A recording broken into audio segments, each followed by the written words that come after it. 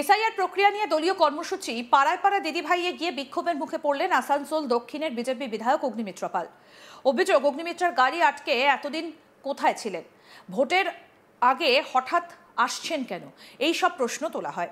কার্যত গাড়ির মধ্যে দীর্ঘক্ষণ আটকে থাকতে হয় বিধায়ককে। অগ্নিমিত্র পালের অভিযোগ, পরিকল্পিতভাবে তৃণমূল কংগ্রেস তার কর্মসূচিতে বাধা সৃষ্টি করেছে।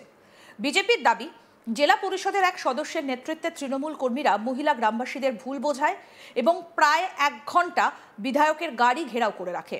তাদের দাবি, কয়েকদিন আগে ওই অঞ্চলে বালি মাফিয়া বিরোধী সরব হবার পর থেকেই তাকে লক্ষ্য করে এমন হামলা সংঘটিত হচ্ছে।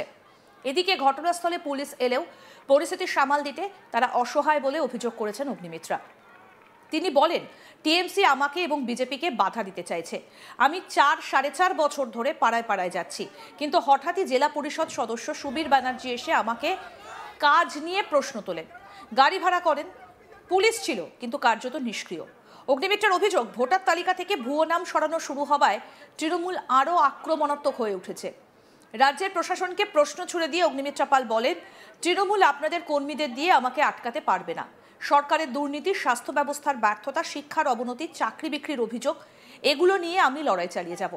ঘটনার প্রতিবাদে চেলাদ এবং টিরাট গ্রাম থেকে বেরিয়ে এসে বিজেপি কর্মীরা কালীপাহাড়ি মোড়ে পথ অবরোধ করেন।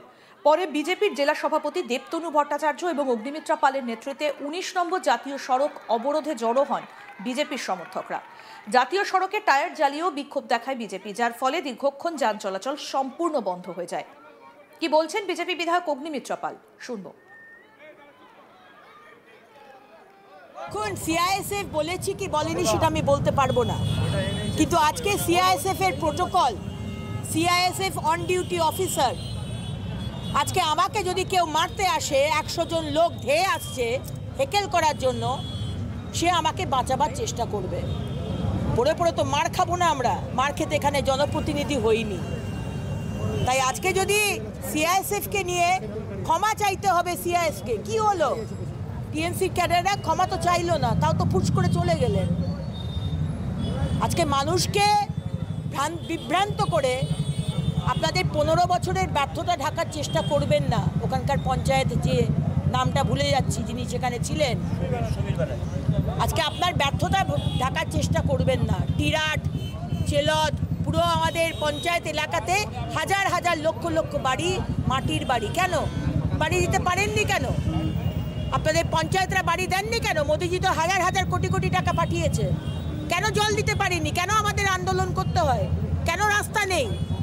কেন ইল্লিগাল বালি চলছে? কেন ড্রেন নেই? কেন লাইট নেই? আর বাড়ি বাড়ি গেলে তখন আপনাদের অসুবিধা হয়ে যাচ্ছে। পাড়ায় পাড়ায় দিদিভাই অনুষ্ঠানে গেছিলেন। আমার পাড়ায় পাড়ায় দিদিভাই যেমন চলে, সেরকম পাড়ায় পাড়ায় দিদিভাই চলছে। এটা প্রিমেডিটেটেড, প্রি ক্যালকুলেটেড, পুরো প্ল্যান করে টিএমসির ক্যাডার মহিলাদের নিয়ে এসে আমাকে হেকেল করার চেষ্টা করা, এবং তারপর যখন কোনো কিছুই পেলেন না তখন সিআইএসএফকে অ্যাটাক করা। সিআইএসএফকে ক্ষমা চাইতে হবে। আরে সিআইএসএফ দেশের সিআইএসএফ, আপনারও সিআইএসএফ। এটা এখনো বাংলাদেশ হয়ে যায়নি যে দেশের যা কিছু তার অ্যাগেনস্টে আপনি কথা বলবেন। সুতরাং মানুষকে যদি বিভ্রান্ত করে, আমরা বুঝতে পারছি এসআইআর এর আপনাদের যারা ভোটার ছিল, রোহিঙ্গা, বাংলাদেশি, মৃত ভোটার, সবার নাম কাটা গেছে, আমরা বুঝতে পারছি। আপনারা খুব জিটারি ফিল করছেন, বুঝতে পারছি মমতা ব্যানার্জি। কিন্তু আপনারা যদি ভাবেন যে বিজেপির বিধায়কের গাড়ি আটকাবেন, আমাদের কাজ করতে দেবেন না, তাহলে সারা পশ্চিমবঙ্গে বিজেপির কর্মীরা কিন্তু টিএমসির বিধায়কের গাড়িও কিন্তু এবার আটকাবে।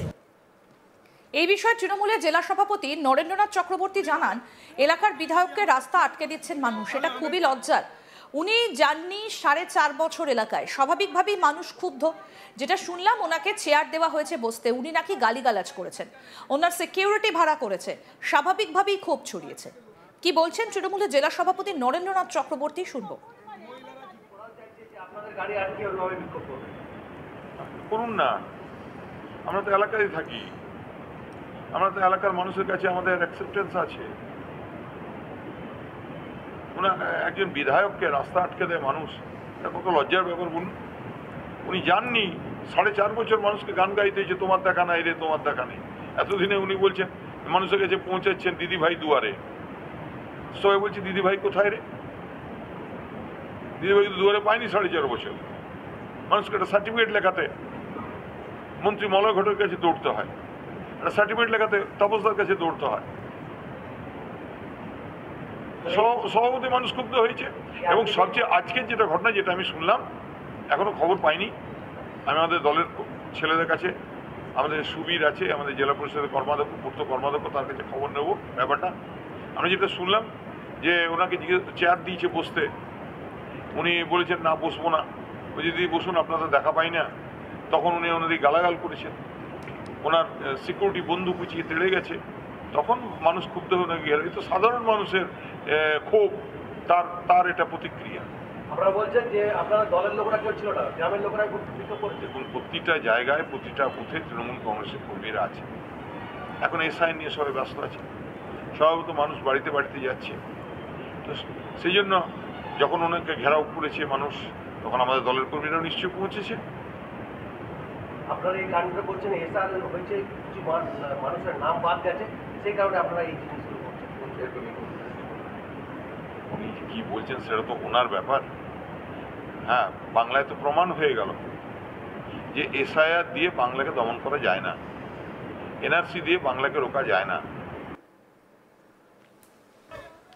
এদিকে এই বিষয়ে বৃহস্পতিবার সকালে ফের প্রতিক্রিয়া দিয়েছেন অগ্নিমিত্রা পাল। তিনি বলেন, এসআইআর এর রোহিঙ্গা বাংলাদেশিদের নাম বাদ যাওয়ায় স্বাভাবিকভাবেই ক্ষুব্ধ তৃণমূল। তারা এই বিষয়ে সিপির অফিসে অভিযোগ জানাতে যাবেন। সিপি তার ফোন তোলেননি বলে অভিযোগ করেছেন অগ্নিমিত্রা পাল। কি বলেছেন তিনি, শুনবো সেটাও। তৃণমূলের এক ছুটিছাটা নেতা হাফ প্যান্ট পরে তার টিএমসি ক্যাডারদের উস্কিয়ে দিয়ে তিনি ভাবলেন যে অগ্নিমিত্রা পালের মুভমেন্টকে আটকে দেবেন। আটকাতে পারবেন না। আপনি যেই হন, এবং টিএমসির অন্য ক্যাডারদেরও বলি, 15 বছর আপনারা কোনো কাজ করেননি। আসানসোল দক্ষিণের বিভিন্ন গ্রামে মানুষ এখনো মাটির বাড়িতে থাকে, অত্যন্তভাবে কষ্টে তারা জীবনযাপন করছে, জল পাচ্ছে না। আপনারা জল দিতে পারেননি, রাস্তা নেই, ড্রেন হয়নি। অর্ধেক গ্রামে ড্রেন নেই, যেখানে ড্রেন হয়েছে সেখানে ড্রেন কোনোদিন পরিষ্কার হয় না, রাস্তার পাশে লাইট নেই। শিক্ষা ব্যবস্থা, স্বাস্থ্য ব্যবস্থা ভেঙে পড়েছে। আজকে বিভিন্ন যেসব স্কুল, সেখানে টিচার নেই। একটা টিচার একটাই ক্লাসে, সমস্ত ক্লাসের স্টুডেন্টরা পড়ে, একটা টিচার, দুটো টিচার, যে টিচার সে আবার রান্না করছে। আপনারা আবার বিজেপির বিধায়কের, বিজেপির জনপ্রতিনিধিদের রাস্তা আটকান।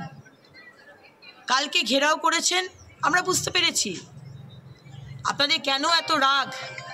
ইল্লিগাল বালি বন্ধ করে দিয়েছি, বেশ করেছি। আরও আপডেট পেতে দেখতে থাকুন আজ তাক বাংলা। সাবস্ক্রাইব করুন, নোটিফিকেশন পেতে বেল বাটন অপশন প্রেস করুন।